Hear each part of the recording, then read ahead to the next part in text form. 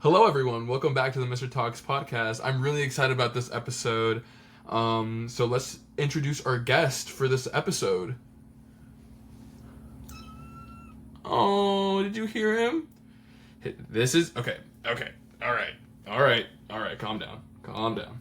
Okay. So, as you can tell by the thumbnail, the title, and the little animal on my shoulder here who is really not liking the ring light. By the way, I was doing a test run with not my ring light, but with my room lights, natural room lights, and I guess not natural, but my fan light that I have in the ceiling, and he was doing just fine. But he does not like when I turned on the ring light.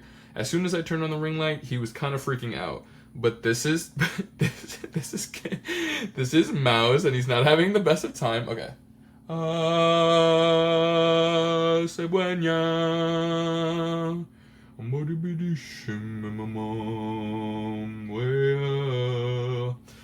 Oh, look at him. Oh yeah, he is not happy with me right now. He wants to be let go and wants to play on the bed. He is over this. Mouse, you are the first guest ever to be on my podcast. You should be honored. Okay? But yes, this is Mouse. He is okay. He's all right. All right, I'm letting him play on the bed. Yeah, that lasted as long as I thought it would. Do you see him now? He's chill on that bed. Oh, he's my little guy.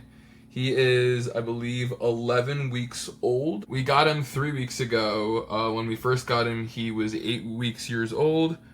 And we got him through a friend from my parents' church. And I've known her for a while. I don't believe it was her cat that gave birth, but I believe it was a friend of a friend or whatever. You know how it goes. And they gave me my beautiful, I guess brother. I can't say he's my child, right? If my parents get them, I'm assuming that's my brother more than my son. You know what I mean? It's hard to be a father, so I'm glad in this day and age. But even if I was, I wouldn't be a deadbeat father to my cat, all right? He Oh, he's so tired. Do you see him closing his eyes over there? I definitely recommend giving this a watch on YouTube, more than listening to Spotify or anything else. But I recently learned that you can add your video to Spotify, which is awesome because I feel like a lot of people can, I guess, access that tool to promote their podcast or whatever. I wonder if they can do that for music videos. That would be really cool if you can watch music videos on Spotify now. But yeah, he's such a cuddly little guy. He sleeps with me for a couple hours every night because my house has central air and it's been super, super hot the past, I don't know, summer. It's been raining quite a bit, which is making it a lot more sticky and warm because of the humidity that follows with that. So it's definitely been a rough one. I'm not gonna lie. He has grown quite a bit, to be honest with you. Now that I'm looking at him, he used to be a lot smaller. Like he was like the size of my whole hand here, and I remembered I never wanted a cat.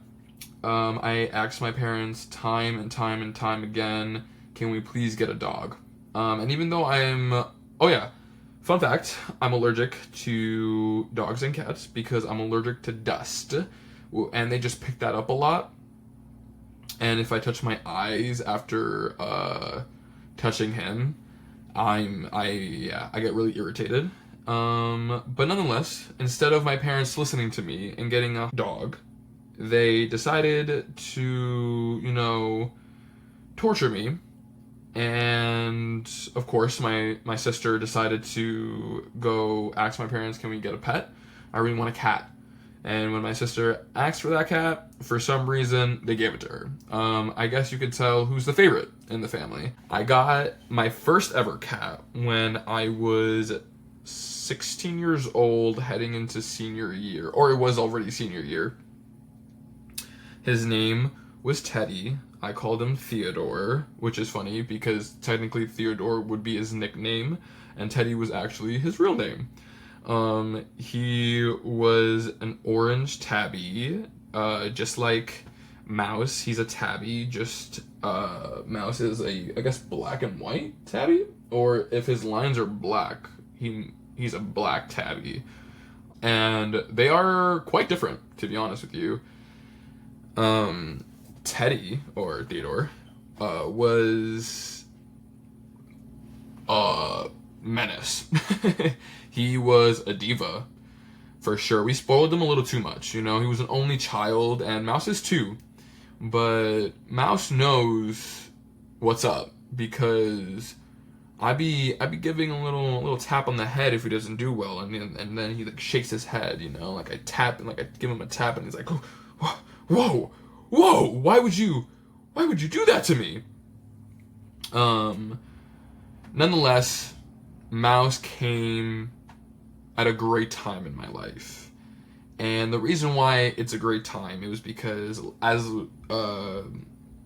if you watched last week's episode or listened, whatever, I have been in a weird sad funk, and I was really depressed, and instead of, proactively trying to heal from whatever I was sad from, I was soaking in the sadness.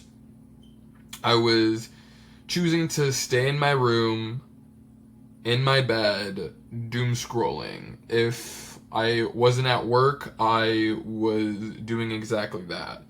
And I also mentioned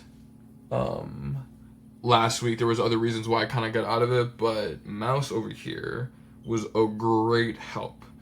Mouse was super cuddly and really put my mindset or headspace in a better place, and I am so grateful for that. Everything happens for a reason, and the reason that we got another cat instead of another dog is that my sister's happy and I'm happy. So I'll take it, you know what I mean? And honestly, having a cat already, I'm now a cat guy. I was forced to be a cat guy. I really wanted to be a dog guy, a dog man, whatever, but I'm a cat man now because my parents did not want to listen to me and, get a damn dog, whatever. I guess dogs we do rent our house. So I think the reason why is because they just cause more damage, I think. But cats, they really don't cause damage besides the fact that they probably damage your own things. He's been scratching up my bed, the bed frame and all, and he's been scratching the crap out of it. He's also been scratching my chair. I don't know if you guys can see, but there's small holes in them, and he's been climbing it, and he needs to chill out. And we also have a door, a sliding door. So that's head to toe, super tall, and we have curtains that cover it. And he's been scratching those. So we gotta bring out the bottle, you know what I mean, the water gun, and teach him a few lessons, because he's just a baby. He's just a little baby, and oh my god, he's almost 3 months. I just realized. Sorry, that just hit me. It just flashed before my eyes that he's growing up, and it's truly astonishing. Nonetheless, I had Theodore. Sorry, I got distracted, but I had Theodore, and he was such a diva. He would want to cuddle, but only if he wanted to cuddle. Mouse cuddles when I'm laying in my bed and I grab him. So he does what I say, and I gotta teach him young because I don't want him to turn out like Theodore. Not saying that Theodore is bad. Love my homie. He will always have a special place in my heart. Two, Theodore was a outside cat as well. We let him in and out. We're not letting Mouse out due to the fact the main reason why we no longer have Theodore is because he never came back. And you know that it kind of f's. And you know, it kind of like fucks with your mind a little bit. I've never dealt with death in my life. My parents are relatively younger than most parents. They are 45, and I'm 20, about to turn 23 later this year, you know? So they had me at a kind of at a young age. I know, I think I think 23 is when they had me, so I'm about to turn their age when they had me, and I am nowhere near raising a damn child. And so because I've never really dealt with death in that form, and I never really had to grieve in any sort of fashion, I really went through it when Teddy went missing. Teddy went missing almost a year ago. I believe that he went missing the end of August, and it's about to be the beginning of August, so it's been 11 months. And it took a toll on me because since I never really knew how grieving worked, there was a lot of phases I went through, and I was just so confused why I was so moody and everything like that, because like I really, you know, cared for him. You saw him every day. Like you build a bond with this creature who's alive. And oh yeah, what I was saying, by the way, about my parents being young is that because they're young, my grandparents are really young. My aunt, I believe, turned 69. She's not even 70 yet. And that's pretty young for a grandma. And my both my dads, who they passed away either, I believe, before I could even walk or before I was born. So the theory is with Theodore, though, is that he did not run away. First off, he always came back. Like, we let him out every day, and there was never an issue for 5 years, and he always came back until there was one time where he went missing for about 24 hours. When he came back, he was so startled. Like, he was hiding under my bed for so long, and it was interesting. We really thought like he was like he had rabies or something, but in reality he actually got attacked by a raccoon, because when he was finally more comfortable being around the family again, which was just like a couple days later, like 1 or 2 days, I was playing with him, and he would not like it if you touched his stomach. So one day when he was laying, I softly was looking through his stomach, and there was this giant patch where hair used to be, and you can clearly tell there was an attack on him. And it wasn't a cat, it was a raccoon. And recently I even saw a post saying that on Long Island there's a cat problem. I mean, not a cat problem, sorry. On Long Island there's a raccoon problem. And fun fact, I even saw one a couple days ago, like a week, like I think Sunday night. And as soon as I saw them, I was like, it's on site, because you took away the love of my life. You took away Theodore. Or someone took him, because he was a really well-behaved cat with humans. Like, he was super friendly. He would talk, like, he would come up and say hi to you, because my neighbors also knew Theodore. He was a lovely cat. He was super nice, because he played with the neighborhood cats and everything like that. And so it could have been the raccoons, or someone took him and he's like chilling in somebody else's house. I don't like thinking about the first one. I'm not gonna lie to you. I think I would much rather him be dead. Straight up. I think I would much rather know that Teddy's dead instead of hanging out in somebody else's house, because why are you with someone else? Like, I would much rather know that you are deceased than chilling with someone else and having a grand old time at their house. Just saying, because you had it pretty good here, buddy boy. I know you didn't run away, they captured you, but still, that's not fair for me. um, but yeah, the grieving process, when it came to that, was pretty intense. I was doing, I just started 75 hard, and I was getting frustrated because like I did not realize how many bad habits I had to get rid of. And 75 hard does a really good job of showing you like some of the useless habits that you created, and really changes your mindset to become a better you at the end of the 75 days. So I was getting frustrated.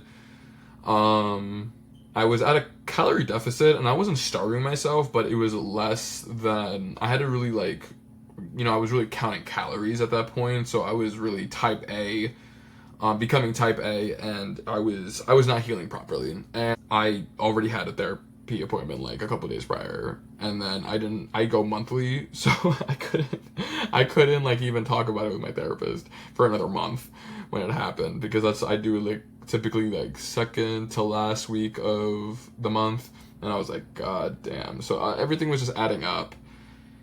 So I was getting really stressed out. I was becoming really angry.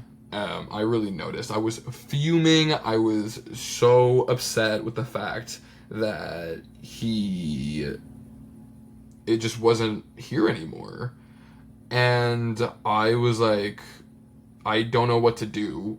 I've never dealt with death before. I still technically haven't. I've never dealt with someone just disappearing from your life, let alone a cat that you see every day, who you build such a strong connection with and you love.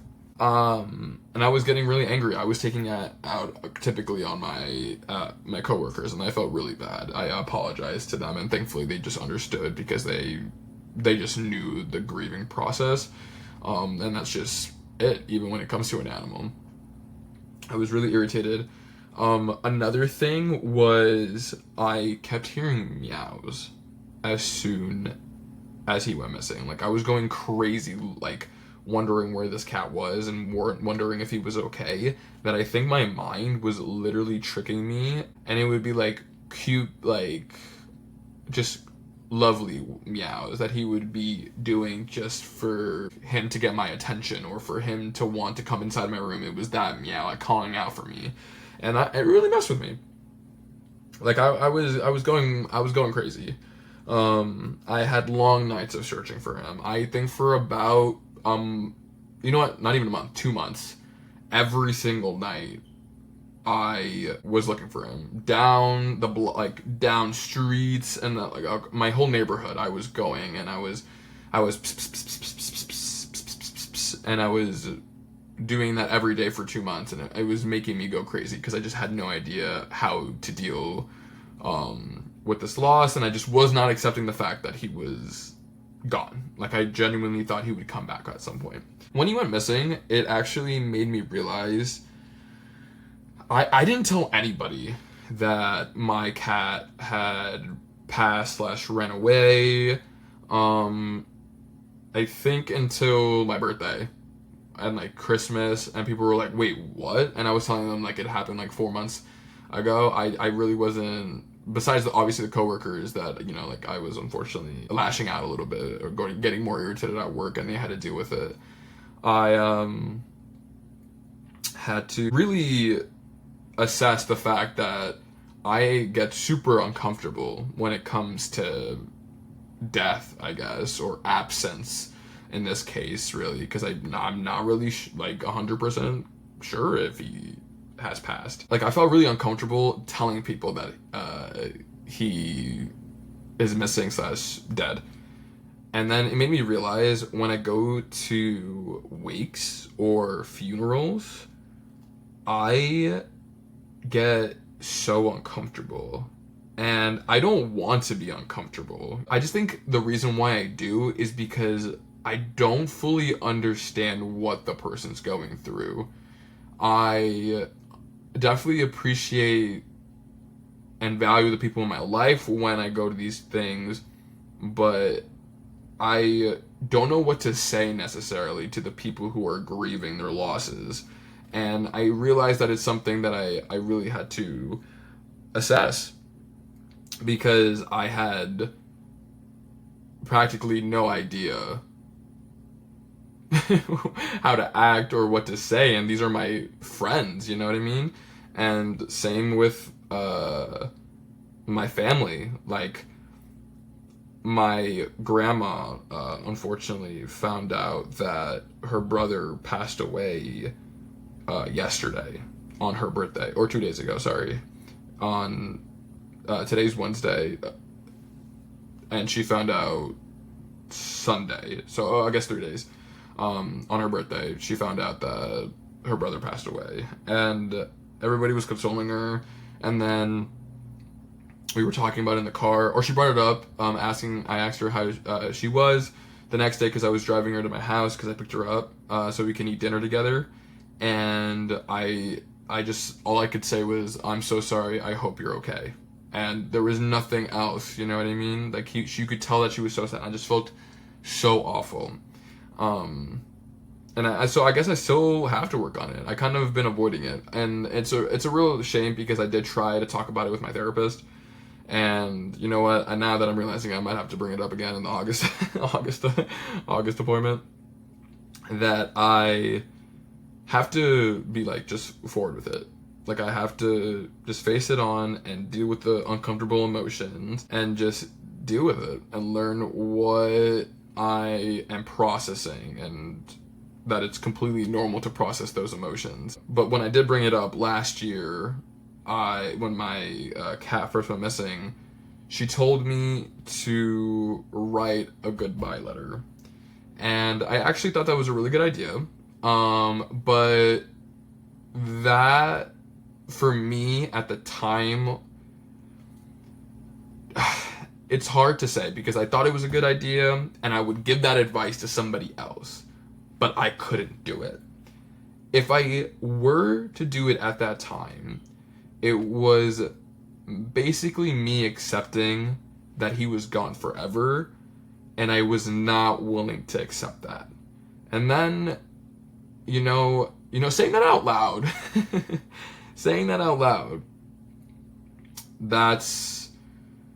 is that crazy? I can't even say. I guess I'm like assessing it, because I'm saying it out loud now, and I'm like, wow. I feel like that's pretty deep, and it's like kind of hitting a nerve in me. But nonetheless, even though it makes me uncomfortable, and even though the fact that I didn't want to at the time accept that loss, I'm willing to accept it now. And I even have a letter to him. I wrote a letter to him. Okay, and I'm gonna read it to you guys. Okay. My handy dandy notebook. To Teddy, or as I like to call you, Theodore. One day I'm begging for a dog, and the next day my sister asks for a cat and gets it. I didn't really like you at first, but you grew on me because you were such a caring cat who was not afraid to stand on his own. In a way, you were just me in cat form. I will forever miss our nightly snuggles and our hangouts on the porch. I will also miss you always knowing when I was anxious and trying to comfort me when the time was needed. Teddy, I will always love you. It's short and simple, and one of the things that my therapist said I should do is burn it. I think that would have probably been more beneficial then. I don't think that I really need to burn it now. I don't think there's any reason. I think it would be like a nice thing to have as a memory in this notebook. But I'm nonetheless really grateful for the time I had with Theodore, and I'm even more blessed to have this new little cutie patootie who is sleeping in my bed. I've also noticed when he's sleeping, he likes to have like his head in, if that makes sense, or like his face in like the in the sofa. Can you see him? Like his little eyes, he's a little blurry, but his face is in the bed. Like that's how he sleeps. He sleeps face down, and I'm always wondering if he's gonna suffocate. But no, he's completely comfortable. He does it every time.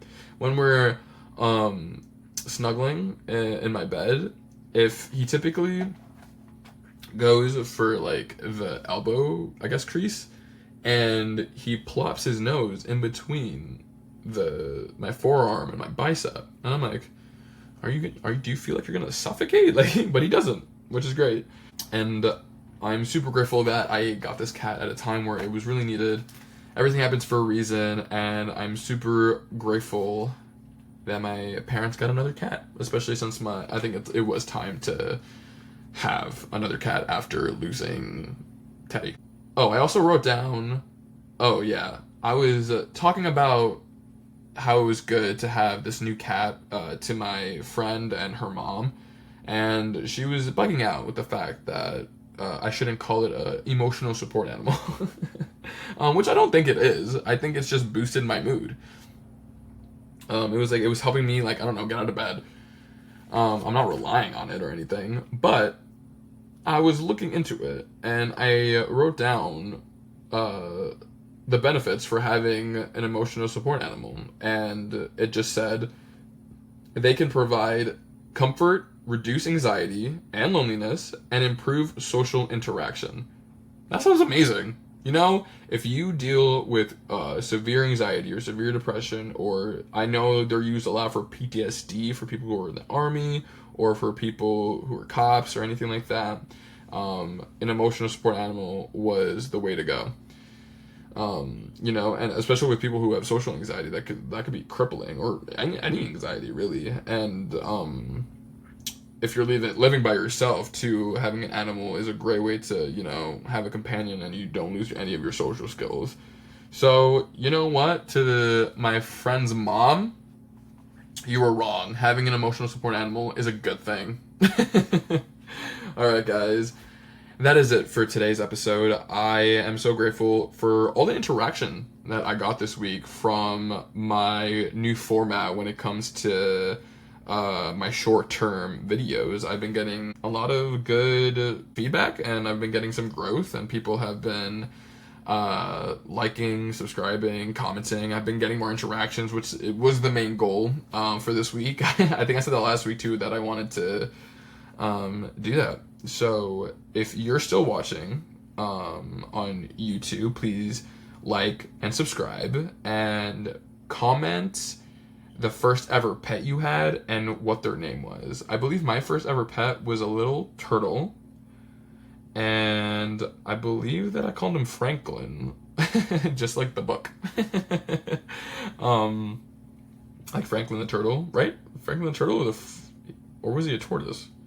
Either way, his name was Franklin. So let me know down in the comments what your first pet was and what their name was. Thank you for sticking around. If you stuck around this long, please subscribe, follow. If you're listening to on Apple Podcasts or Spotify, make sure you like and you put notifications on so you can get weekly episodes. I think that next week I would have to skip a week because I will be going to Massachusetts for vacation. I'm going for a week, and by the time I get back, I think I might be able to squeeze in an episode, but if I don't feel like it's going to be a good quality episode, I don't want to release it. So I'll just keep you posted on that. I also want to show you guys that I got a new book, The Let Them Theory by Mel Robbins. It was a really poppin' book in 2024. It was a New York Times bestseller, and I'm a big fan of Mel Robbins. So it was finally time to grab it because I just needed a new book anyways, and I have a 4-hour, 5-hour commute there and back. So it's definitely going to be useful instead of just being on my phone the whole time, you know? All right. For the final time, I'll see you guys later. Thank you for listening and or watching. I almost forgot. Make sure you say goodbye/good night to my beautiful mouse.